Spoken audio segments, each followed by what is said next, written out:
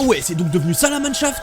Plus de 10 ans après le titre de champion du monde au Brésil, la sélection allemande vit une longue descente en enfer. Jusqu'au point où ils perdent 2-0 net et sans bavure contre la Slovaquie. Et quand on voit la gueule de leur 11, on est vraiment pas surpris. Du Baumann au cage, c'est même pas qui est ce type et encore moins où il joue. Le Tremideskta en défense centrale accompagné du plus que finito Rudiger. Regardez-moi l'erreur qu'il a encore fait hier soir, c'est devenu une vraie catastrophe depuis quelques mois. T'avais raison à dire. Il y a aussi du Collins en latéral droit et Nittelsat à gauche qui ne sont pas dingos non plus. Surtout quand on voit les latéraux de la concurrence. Mais allez, ça a jamais été leur point fort la défense. Par contre, allons regarder l'attaque. Du Gnabry en 2025, sincèrement, et surtout Goretzka en numéro 10. Mais il existe encore ce type. Il y a aussi du Voltemat qui est très intéressant mais encore très jeune. Et surtout mon chouchou Wirtz. Mais quand on voit leur équipe de 2014, c'est terrible leur descente en enfer. À part Kimmich, absolument personne ne rentre dans le 11 de cette équipe. Dites-vous que sur le banc il y a encore du Mario Götze, du Khedira, du Podolski, du Julian Draxler ou encore du André Schürrle avant sa dégringolade et même Royce qui s'était blessé juste avant la compétition. Alors qu'hier sur les rentrées c'était le nulard de Adeyemi, ensuite Amir et Rome qui connaît les deux lève la main. On cite souvent l'Italie quand on parle de downfall, mais l'Allemagne c'est exactement la même chose. Sincèrement, comment on peut venir jouer un match en 2025 avec du Goretzka, Gnabry et Rudiger, en espérant pour eux que la relève impulsée par Musiala,